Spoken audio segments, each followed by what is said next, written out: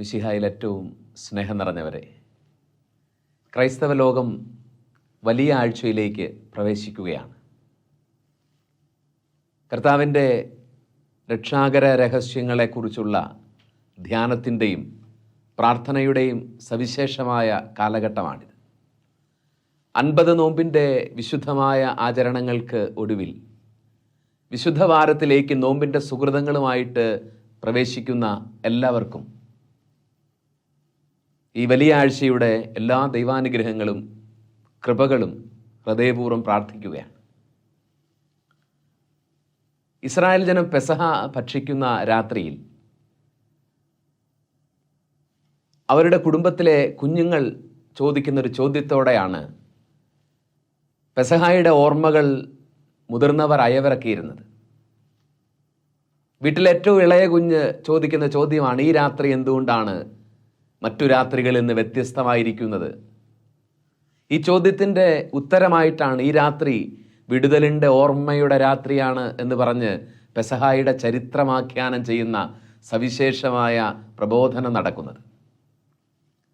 വലിയ ആഴ്ചയിലേക്ക്, വിശുദ്ധ വാരത്തിലേക്ക് നമ്മൾ പ്രവേശിക്കുമ്പോൾ ഇതേ കൗതുകം നിറഞ്ഞൊരു ചോദ്യം നമ്മുടെ മുമ്പിലുണ്ട്. ഈ ആഴ്ച എന്തുകൊണ്ടാണ് നമ്മൾ വലിയ ആഴ്ച എന്ന് വിളിക്കുന്നത്? ഈ ആഴ്ച എങ്ങനെയാണ് വിശുദ്ധമായ ആഴ്ചയായിട്ട് മാറുന്നത്? മനുഷ്യവംശത്തിൻ്റെ വീണ്ടെടുപ്പിൻ്റെ സംഭവങ്ങൾ നടന്ന ആഴ്ചയായതുകൊണ്ട്, മനുഷ്യരക്ഷ എന്ന സഹസ്രാബ്ദങ്ങൾ പഴക്കമുള്ള ദൈവിക സ്വപ്നം പൂർത്തീകരിച്ച ആഴ്ചയായതുകൊണ്ട്, പറുദീസ മുതൽ മനുഷ്യൻ ദൈവത്തോട് പുലർത്തിപ്പോന്ന സകല കലഹങ്ങളും അകൽച്ചകളും പരിഹരിച്ച് സ്വർഗവും ഭൂമിയും തമ്മിൽ രമ്യതയിലൂടെ ആഘോഷം നടത്തിയ ആഴ്ചയായതുകൊണ്ടാണ് ഇതിനെ വലിയ ആഴ്ചയെന്നോ വിശുദ്ധമായ ആഴ്ചയെന്നോ നമ്മൾ വിശേഷിപ്പിക്കുന്നത്. അതുകൊണ്ട് ആണ്ടുവട്ടത്തിലെ ഇതര ആഴ്ചകളിൽ നിന്ന് ഇതിനൊരു വ്യത്യാസമുണ്ട്. മനുഷ്യവംശത്തിൻ്റെ വീണ്ടെടുപ്പ് നടന്ന രക്ഷാകര രഹസ്യങ്ങളെ ഏറ്റവും ദീപ്തമായി ഓർക്കുകയും അവയോട് ആത്മനാ ചേർന്ന് നിൽക്കുകയും ചെയ്യുന്ന ആഴ്ചയാണിത്. വിശുദ്ധവാരം ചില ആത്മീയ ചിന്തകൾ നമുക്ക് നൽകുന്നുണ്ട്. വർഷത്തിലെ ഏതെങ്കിലുമൊക്കെ ആഴ്ചകളിലൂടെ നമ്മൾ കടന്നു പോകുന്നത് പോലെ നിർവികാരതയോടെയോ നിസ്സംഗതയോടെയോ ജീവിതത്തിൻ്റെ നിരന്തരമുള്ള നമ്മുടെ വ്യഗ്രതകളിൽ ജീവിച്ച് കടന്നു പോകേണ്ട ഒരാഴ്ചയല്ല. മറിച്ച് ഓരോ ക്രൈസ്തവനും ഓർമ്മയോടെ ജീവിക്കേണ്ട ആഴ്ചയാണിത്. ഓരോ ക്രൈസ്തവനും ആത്മീയതയുടെ ഊഷ്മളതയോടെ കടന്നു പോകേണ്ട ദിവസങ്ങളാണ്. നിസ്സംഗതയോടെയല്ല, ആത്മീയമായ ഉണർവോടെ കടന്നു പോകേണ്ട ആഴ്ചയാണ്. വലിയ ആഴ്ചയിൽ പ്രവേശിക്കുന്ന സമയത്ത് നമ്മളൊക്കെ ചിന്തിക്കേണ്ട ചില ആത്മീയമായ സത്യങ്ങളുണ്ട്. കൈകളിൽ കുരുത്തോലകൾ പിടിച്ച് ചുക്കിച്ചുളിഞ്ഞ കരങ്ങളുള്ള വൃദ്ധരെന്നോ ഇളം പൈതങ്ങളെന്നോ വ്യത്യാസമില്ലാതെ കുരുത്തോലകൾ ഉദയസൂര്യന് ഉയർത്തിപ്പിടിച്ച് പ്രഭാതങ്ങളിൽ നടത്തുന്ന കുരുത്തോല പ്രദക്ഷിണങ്ങളോടെയാണ് ഈ വലിയ ആഴ്ച ആരംഭിക്കുന്നത്. യേശുവിൻ്റെ ജെറൂസലേം പ്രവേശനത്തെ ജെറൂസലേമിലെ ജനാവലി തങ്ങൾ കാത്തിരുന്ന മിശിഹായെ ഈ നസ്രായനായ യേശുവിൽ കണ്ടെത്തിയത് കൊണ്ട് അവർ ഹൃദയപൂർവ്വം നടത്തുന്ന ദാവീദിൻ്റെ പുത്ര രക്ഷിക്കണമേ എന്നുള്ള നിലവിളികളുടെ ഓർമ്മയോടുകൂടിയാണ് ഈ വലിയ ആഴ്ച ആരംഭിക്കുന്നത്. അത് അവസാനിക്കുന്നത് ആഴ്ചയുടെ 1-ാം ദിവസം അതിരാവിലെ കല്ലറയുടെ ഇരുട്ടിലേക്ക് അവനെ കാണാൻ പോയ സ്ത്രീകളും ശിഷ്യന്മാരും ശൂന്യമായ കല്ലറ കാണുകയും അവൻ്റെ ഉത്ഥാനത്തിൻ്റെ അടയാളങ്ങൾ കണ്ട് അവൻ മരിച്ചവരിൽ നിന്ന് ഉയർത്തെഴുന്നേറ്റുവെന്ന് വിശ്വസിച്ച് സന്തോഷത്തിലേക്ക് പ്രവേശിക്കുകയും ചെയ്യുന്ന അന്ന് വൈകിട്ട് കതകടച്ചിരുന്ന ശിഷ്യരുടെ ഭയത്തിൻ്റെയും സങ്കടങ്ങളുടെയും നടുവിലേക്ക് വന്ന് അവൻ സമാധാനം ആശംസിച്ചതിൻ്റെ ഓർമ്മ ആഘോഷിക്കുമ്പോഴാണ് ഈ വലിയ ആഴ്ച പൂർത്തിയാവുന്നത്. തളിരിലകളും കൈകളിലേന്തിയുള്ള ഒരു പ്രദക്ഷിണത്തിൻ്റെ ഓർമ്മയിൽ തുടങ്ങി കതകടച്ചിരുന്ന ശിഷ്യ സമൂഹത്തിൽ വന്ന് അവരുടെ സങ്കടങ്ങളെയും ഭയങ്ങളെയും നോക്കിയിട്ട് നിങ്ങൾക്ക് സമാധാനമെന്ന് യേശു പറഞ്ഞ ആ രക്ഷയുടെ സംഭവങ്ങളൊക്കെയും പൂർത്തിയായതിൻ്റെ ഈസ്റ്റർ ദിനത്തിൻ്റെ സായാഹ്നത്തോളം എത്തുന്ന ഓർമ്മയാണ് നമ്മൾ ആചരിക്കുന്നത്. ഈ ഓർമ്മകളിലേക്ക് കടന്നു വരുമ്പോൾ ചില ആത്മീയ ഭാവങ്ങൾ നമുക്കൊക്കെ വേണ്ടതുണ്ട്. വലിയ ആഴ്ച ഏറ്റവും ആദ്യമായി പ്രിയപ്പെട്ടവരെ ദൈവസ്നേഹത്തിൻ്റെ അപാരതയെ ധ്യാനിക്കാനുള്ള ദിവസങ്ങളാണ്. ദൈവത്തിൻ്റെ സ്നേഹത്തെ, അതിൻ്റെ ആഴങ്ങളെ, അതിൻ്റെ വ്യവസ്ഥകളില്ലാത്ത, പരിധികളില്ലാത്ത ദൈവസ്നേഹത്തെ ഈ വലിയ ആഴ്ചയിൽ അനുഭവിക്കുന്നതിനേക്കാൾ മറ്റെപ്പോഴാണ് നമുക്ക് അനുഭവിക്കാൻ പറ്റുന്നത്? യോഹന്നാൻ സുവിശേഷകനാണ് പറയുന്നത്, തൻ്റെ ഏകജാതനെ നൽകാൻ തക്കവിധം ദൈവം ഈ ലോകത്തെ എത്രമാത്രം സ്നേഹിച്ചു. ദൈവം ഈ ലോകത്തെ എങ്ങനെ സ്നേഹിച്ചു എന്നുള്ളതിൻ്റെ ഉത്തരം ഈ വലിയ ആഴ്ചയിൽ നമ്മൾ കണ്ടെത്തും. ദൈവത്തിൻ്റെ സ്നേഹത്തിൻ്റെ ഏറ്റവും മനോഹരമായ തെളിവായിട്ട് പെസഹ വ്യാഴം നമ്മുടെ മുമ്പിലുണ്ട്. കൂടെ ആയിരിക്കാൻ തൻ്റെ ശിഷ്യരെ, തന്നിൽ വിശ്വസിക്കുന്നവരെ, ഇടയനില്ലാത്ത ആടുകൾ പോലെ ചിതറിപ്പോയ ബഹുശതം മനുഷ്യരെ അവരുടെ സങ്കടങ്ങളുടെ കൂടെ ആയിരിക്കാൻ നസറായനായ യേശു നിരന്തരം ആഗ്രഹിക്കുന്നത് കൊണ്ടാണ് അവൻ അന്ത്യത്താഴ മേശയിൽ വെച്ച് അപ്പമെടുത്ത് വാഴ്ത്തി അവൻ്റെ ശരീരമാക്കിക്കൊണ്ട് വിശുദ്ധ കുർബാന എന്ന സ്നേഹത്തിൻ്റെ അത്ഭുതം സ്ഥാപിക്കുന്നത്. കുർബാനയുടെ ഓർമ്മ ആചരിക്കുന്നത് കൊണ്ട് തന്നെ, കുർബാന സ്ഥാപിക്കപ്പെട്ടതിൻ്റെ സ്മരണ ആഘോഷിക്കുന്നത് കൊണ്ട് തന്നെ, കുർബാനയായി മാറിയ ദൈവത്തിൻ്റെ സ്നേഹത്തെ ധ്യാനിക്കുന്നത് കൊണ്ട് തന്നെ വലിയ ആഴ്ചയ്ക്ക് സ്നേഹത്തെക്കുറിച്ച് കൂടുതൽ പറയാൻ, ദൈവസ്നേഹത്തിൻ്റെ അപാരതയെക്കുറിച്ച് കൂടുതൽ ധ്യാനിക്കാനുള്ള ഒരാഴ്ചയാണിത്. ദൈവത്തിൻ്റെ സ്നേഹമാണ് സെഹിയോൻ ഊട്ടുശാലയിലും ഗത്സമനയിലും കാൽവരിയിലും എല്ലാം വെളിപ്പെട്ട് കിട്ടിയത് ദൈവത്തിൻ്റെ സ്നേഹമാണ്.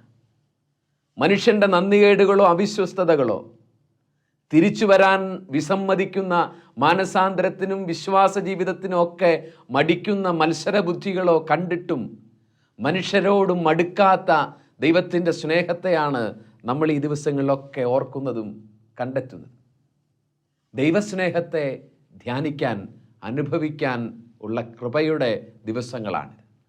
ഇപ്പോൾ അല്ലെങ്കിൽ പിന്നെ എന്നാണ് ദൈവത്തിൻ്റെ സ്നേഹത്തെ ഇതിലും ദീപ്തമായി നമുക്ക് ഓർമ്മിക്കാനും അനുഭവിക്കാനും പറ്റുന്നത്? ഇന്ന് മനുഷ്യന് നഷ്ടപ്പെടുന്ന ഏറ്റവും വലിയ ആത്മീയ തകർച്ചകളിലൊന്ന് ദൈവസ്നേഹത്തെക്കുറിച്ചുള്ള ഈ തീവ്രമായ അവബോധങ്ങളാണ്. ആത്മീയത മുഴുവൻ പാപത്തെക്കുറിച്ചുള്ള അമിത ചിന്തകളിൽ, ശിക്ഷയെക്കുറിച്ചുള്ള അമിത ഭയങ്ങളിൽ, ശുദ്ധാശുദ്ധിയെക്കുറിച്ചുള്ള ചിന്തകളിലൊക്കെ കുരുങ്ങിപ്പോയി കിടക്കുമ്പോൾ തിരിച്ചുവരവുകൾക്ക്, മാനസാന്തരങ്ങൾക്കുള്ള യഥാർത്ഥ പ്രേരക ശക്തി എന്ന് പറയുന്നത് ദൈവത്തിൻ്റെ സ്നേഹത്തെക്കുറിച്ചുള്ള തിരിച്ചറിവുകളാണ്. ഈ വലിയ ആഴ്ച ദൈവസ്നേഹത്താൽ നമ്മൾ പൊതിയപ്പെടുന്ന അനുഭവം, തൻ്റെ ഏകജാതനെ നൽകാൻ തക്ക വിധം ദൈവം ഈ ലോകത്തെ എത്ര അപാരമായി സ്നേഹിച്ചു എന്ന് ഓർക്കാനുള്ള ഒരു അവസരമായിട്ട് മാറട്ടെ. സ്നേഹത്തെ നമ്മൾ ധ്യാനിക്കേണ്ട അവസരമാണിത്. ആത്മീയ ജീവിതത്തിലെ ഏറ്റവും വലിയ അപജയങ്ങളിലൊന്ന് ഈ സ്നേഹം തിരിച്ചറിയപ്പെടാതെ പോകുന്നു എന്നുള്ളതാണ്. അതുകൊണ്ടാണ് അസീസിയിലെ ഫ്രാൻസിസിൻ്റെതായിട്ട് പറയപ്പെടുന്ന വാചകമുണ്ടല്ലോ, സ്നേഹം സ്നേഹിക്കപ്പെടുന്നില്ലല്ലോ. മറ്റെല്ലാം സ്നേഹിക്കപ്പെടുന്നുണ്ട്. അധികാരം, പദവികൾ, സമ്പത്ത്, മനുഷ്യരുടെ പ്രശംസകൾ എല്ലാം നമ്മളാൽ സ്നേഹിക്കപ്പെടുന്നുണ്ട്. സ്നേഹം മാത്രം സ്നേഹിക്കപ്പെടാതെ പോവുകയാണ്. വലിയ ആഴ്ച സ്നേഹത്തെ സ്നേഹിക്കാനുള്ള അവസരമാണ് എന്നുള്ളതാണ് സത്യം. അത്രമേൽ വ്യവസ്ഥകളില്ലാതെ, പരിധികളില്ലാതെ നമ്മുടെ മേൽ ചൊരിയപ്പെട്ട ദൈവത്തിൻ്റെ അനന്ത സ്നേഹത്തെ നമ്മൾ തിരിച്ചറിയാനും സ്നേഹിക്കാനുമുള്ള അവസരമാണിത്. യോഹന്നാൻ തൻ്റെ ലേഖനത്തിൽ പറയും, കണ്ടാലും എത്ര വലിയ സ്നേഹമാണ് പിതാവ് നമ്മളോട് കാണിക്കുന്നത്. നാം ദൈവമക്കളെന്ന് വിളിക്കപ്പെടുന്നു, നാം അങ്ങനെയാണ് താനും. ദൈവത്തിൻ്റെ സൃഷ്ടികളെ മക്കളുടെ സ്ഥാനത്തേക്ക് അവൻ ഉയർത്തിയത്, മക്കളുടെ സകല അവകാശങ്ങളും അവൻ നൽകിയത്, അവൻ്റെ ജീവനിൽ പങ്കുചേരാനുള്ള കൃപ നൽകിയത് ഈ സ്നേഹത്തിൻ്റെ വെളിപ്പെടുത്തലിലൂടെയാണ്. അതിൻ്റെ എല്ലാം നിറവേറൽ നടന്നത് ഈ പെസഹ രഹസ്യങ്ങളിൽ, വലിയ ആഴ്ചകളിലാണ്. അതുകൊണ്ട് തന്നെ സ്നേഹത്തെ തിരിച്ചറിയാൻ, സ്നേഹം നമ്മളാൽ സ്നേഹിക്കപ്പെടാൻ ദൈവം ഒരുക്കിയിരിക്കുന്ന കൃപയുടെ ദിവസങ്ങളെ സ്നേഹിച്ച് ജീവിക്കാനുള്ള ക്ഷണമാണ് നമുക്ക് നൽകുന്നത്. രണ്ടാമത്, വലിയ ആഴ്ച ദൈവത്തിൻ്റെ കരുണയെ ഓർക്കാനുള്ള സമയമാണ്.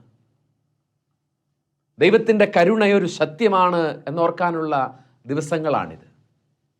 പറുദീസ മുതൽ മനുഷ്യനോട് ദൈവം കാണിച്ചു വന്ന കരുണയുടെയും ക്ഷമയുടെയും ഏറ്റവും അമൂർത്തമായ നിമിഷങ്ങൾ കാൽവരിയിലാണ് നമ്മൾ കണ്ടെത്തുന്നത്. എന്താണ് കരുണ എന്ന് പറയുന്നത്? അർഹിക്കാത്തവൻ്റെ മേൽ പെയ്തിറങ്ങുന്ന ഉദാരതയുടെ പേരാണ് കരുണ.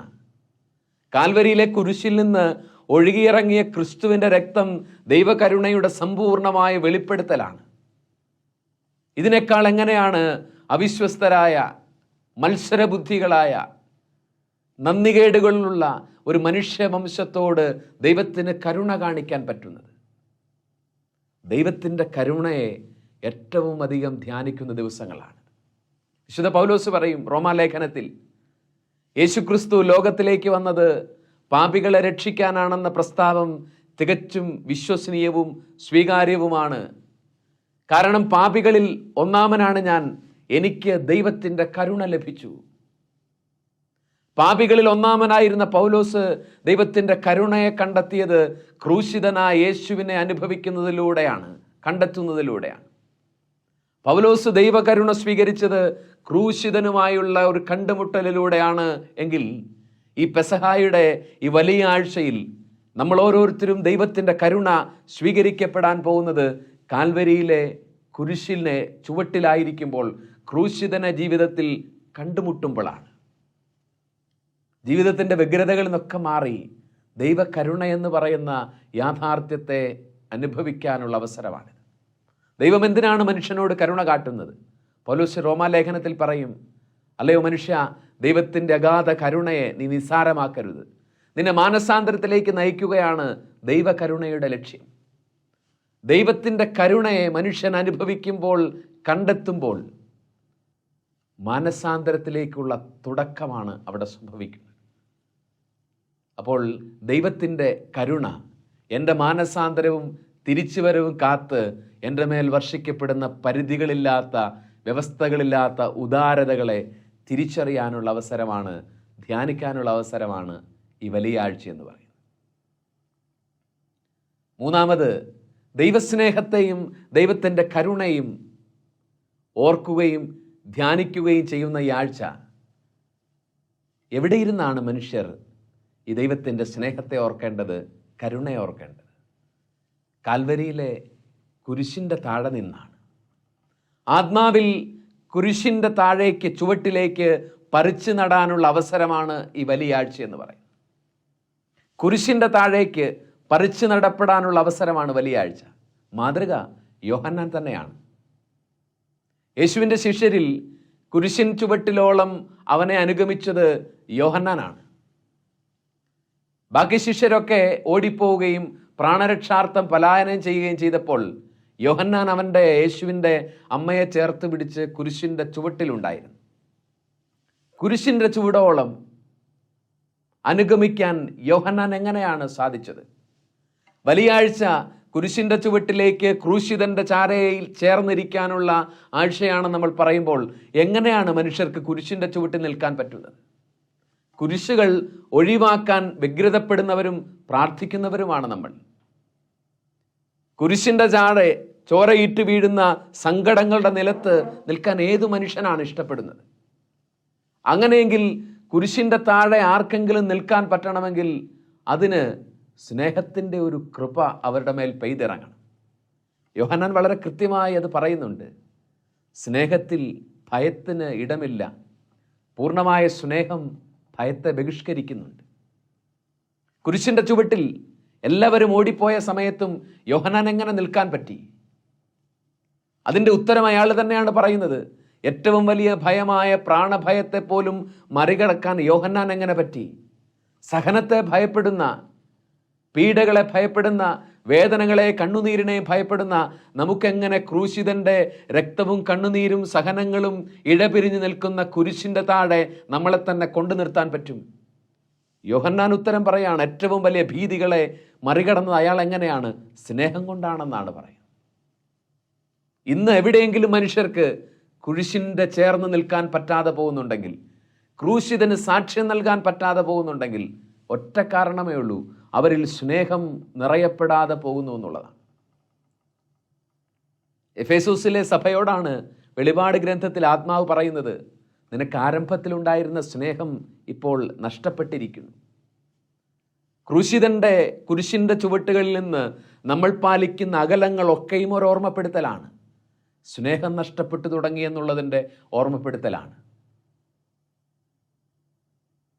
എഫേസോസിലെ സഭയ്ക്ക് വേണ്ടി പൗലോസ് പ്രാർത്ഥിക്കുന്നുണ്ട്. എല്ലാ വിശുദ്ധരോടുമൊപ്പം ക്രിസ്തുവിൻ്റെ സ്നേഹത്തിൻ്റെ നീളവും വീതിയും ഉയരവും ആഴവും ഗ്രഹിക്കാൻ നിങ്ങൾക്കിടയാവട്ടെ. അറിവിനെ അതിശയിക്കുന്ന ക്രിസ്തുവിൻ്റെ സ്നേഹത്താൽ നിങ്ങൾ പൂരിതരാവാനിടയാവട്ടെ. സ്നേഹം തണുത്തുപോയ ഒരു സഭയ്ക്ക് വേണ്ടി പ്രാർത്ഥിക്കുകയാണ്. ആദ്യ സ്നേഹം കൈമോശം വന്നുപോയ ഒരു സമൂഹത്തിന് വേണ്ടി പ്രാർത്ഥിക്കുകയാണ്. ക്രിസ്തുവിൻ്റെ സ്നേഹത്തിൻ്റെ നീളവും വീതിയും ഉയരവും ആഴവും ഗ്രഹിക്കാൻ നിങ്ങൾക്കിടയാവട്ടെ. അറിവുകളെ അതിശയിക്കുന്ന ക്രിസ്തുവിൻ്റെ സ്നേഹത്താൽ നിങ്ങൾ സമ്പൂരിതരാവാനിടയാവട്ടെ.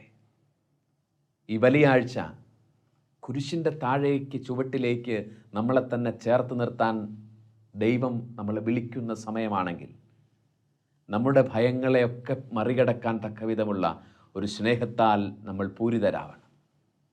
അപ്പോൾ വലിയ ആഴ്ച എന്ന് പറഞ്ഞാൽ കുരിശിൻ്റെ ചുവട്ടിൽ ക്രൂശിതനെ ധ്യാനിക്കാനുള്ള അവസരമാണ്.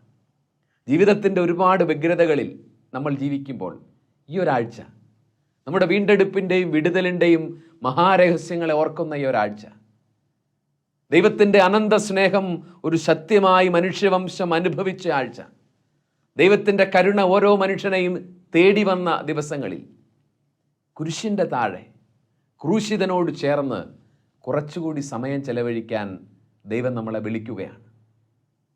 കുരിശിലേക്ക് സ്നേഹത്തോടെ നമുക്ക് നോക്കാൻ പറ്റട്ടെ ഈ ഒരാഴ്ച.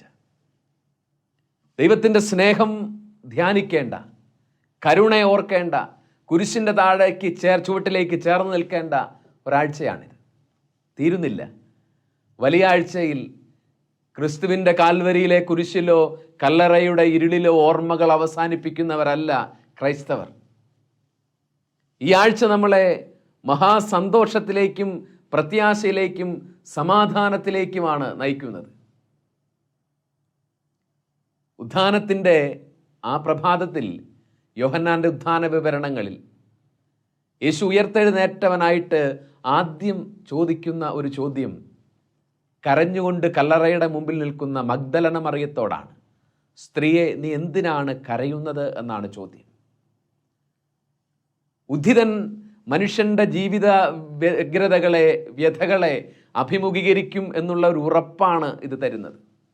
യേശു നമ്മുടെ ജീവിതത്തിൻ്റെ സങ്കടങ്ങളെ അഭിമുഖീകരിക്കുന്നവനായിട്ടാണ് ഉയർത്തെഴുന്നേറ്റ് വരുന്നത്.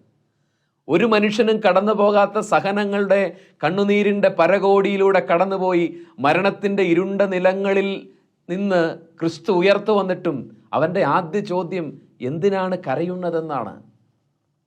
അതുകൊണ്ടാണ് ഈസ്റ്റർ പ്രത്യാശയുടെ ആഘോഷമായിട്ട്, വലിയ ആഴ്ച സങ്കടങ്ങളുടെ ഇരുട്ടിലല്ല, വേദനകളുടെ കുരിശിൻ്റെ താഴെയല്ല, പ്രത്യാശയുടെ ഒഴിഞ്ഞ കല്ലറകളുടെ ഓർമ്മയിലാണ് അവസാനിക്കുന്നത്.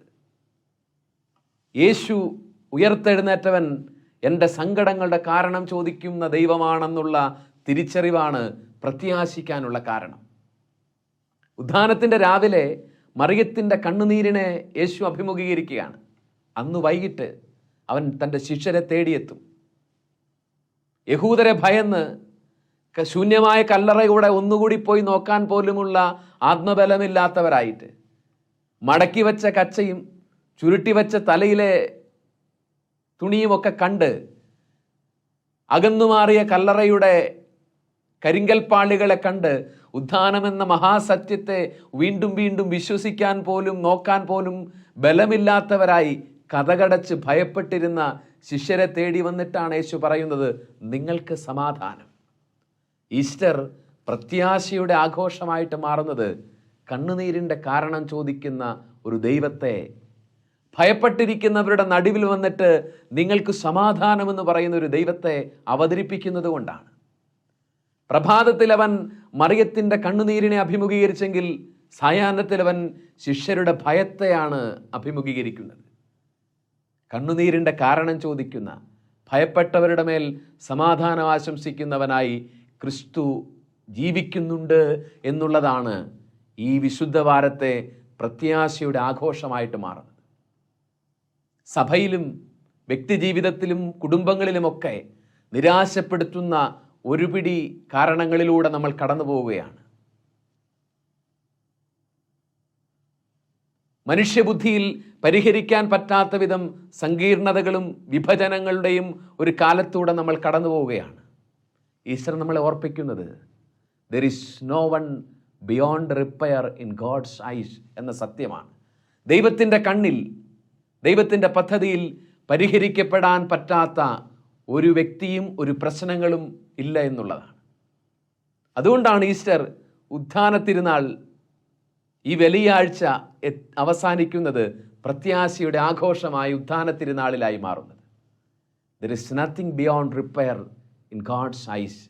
ദൈവത്തിൻ്റെ കണ്ണിൽ ഇന്ന് നമ്മുടെ സഭ കടന്നു പോകുന്ന പ്രതിസന്ധി ആവട്ടെ, കുടുംബങ്ങൾ അഭിമുഖീകരിക്കുന്ന പ്രതിസന്ധി ആവട്ടെ, വ്യക്തിപരമായ ജീവിതത്തിൽ നമ്മൾ കടന്നു പോകുന്ന ഉത്തരമില്ലാത്ത പ്രശ്നങ്ങളാവട്ടെ, നത്തിങ് ഈസ് ബിയോണ്ട് റിപ്പയർ, പരിഹരിക്കാൻ പറ്റാത്തതല്ലെന്നുള്ള പ്രത്യാശ നമുക്കുണ്ടാവാം. അവൻ കടന്നു വരുന്നുണ്ട്. എന്തിനാണ് കരയുന്നതെന്ന് ചോദിച്ച് അവൻ സമീപത്തേക്ക് വരുന്നുണ്ട്. ഭയപ്പാടുകളുടെ മേൽ അവൻ്റെ സമാധാനം ആശംസിച്ചുകൊണ്ട് ഈ വലിയാഴ്ച ദൈവസ്നേഹത്തിൻ്റെ അപാരതയെ ധ്യാനിക്കാൻ, ദൈവകരുണയുടെ ആഴങ്ങളെ കണ്ടെത്താൻ, കുരിശിൻ ചുവട്ടിലേക്ക് സ്നേഹപൂർവ്വം നമ്മളെ ചേർത്ത് വയ്ക്കാൻ, ദൈവികമായ പ്രത്യാശയാൽ നിറയപ്പെടാൻ കർത്താവ് നമ്മളെല്ലാവരെയും അനുഗ്രഹിക്കട്ടെ എന്ന് ഹൃദയപൂർവ്വം പ്രാർത്ഥിക്കുന്നു. ദൈവത്തിൻ്റെ സ്നേഹം ജീവിതത്തിലും കുടുംബങ്ങളിലും സമൂഹത്തിലും അനുഭവിച്ചറിയുന്ന, ദൈവകരുണയുടെ മഹാപ്രവാഹത്തിൽ സ്നാനപ്പെടുന്ന, കുരിശിൻ്റെ ചുവട്ടിൽ നമ്മളെ തന്നെ ചേർത്ത് വയ്ക്കുന്ന, ഉത്ഥാനത്തിൻ്റെ പ്രത്യാശയിൽ ജീവിതത്തെ വീണ്ടും നവീകരിക്കപ്പെടുന്ന കൃപയുടെ ദിവസങ്ങൾ എല്ലാ പ്രേക്ഷകർക്കും സ്നേഹപൂർവ്വം ആശംസിക്കുന്നു. ഉദ്ധിതനായ ദൈവം അവൻ്റെ സമാധാനത്താൽ നമ്മളെല്ലാവരെയും നിറയ്ക്കുമാറാവട്ടെ. ആമേൻ.